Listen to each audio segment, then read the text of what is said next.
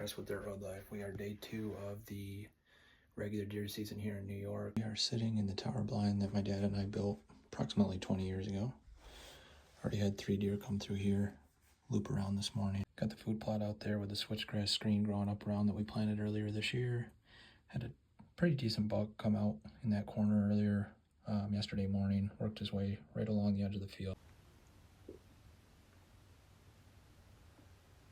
The neighbor sent me a picture of a buck they shot about 30 minutes later, and it could be the same buck they thought maybe it was. I don't know. I got to review the footage, but even if it was, you know, that's the game you play.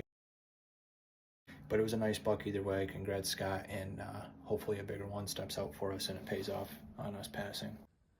Anyway, I'm just happy to be out here. I enjoy hunting out of this blind for a number of reasons. One, it keeps you out of the weather. You can sit all day in here, even if you get cold. I got the buddy heater. We got all the amenities. Number 2, it completely kind of contains your scent.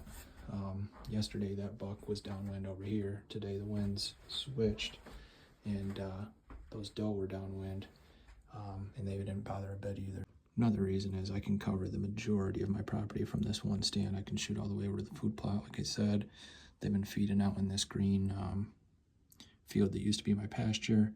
And, you know, there's a couple blocks of woods that they come out of that, yeah, I can't shoot into the blocks of woods, but with all the doe that hang out here, there's a good chance a buck's going to check them out eventually.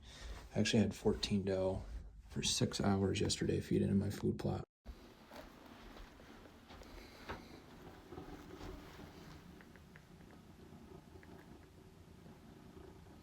Unfortunately, a big buck never came to check them out, but we're going to sit here today, see if maybe one frees up and comes around sniffing, and see what happens.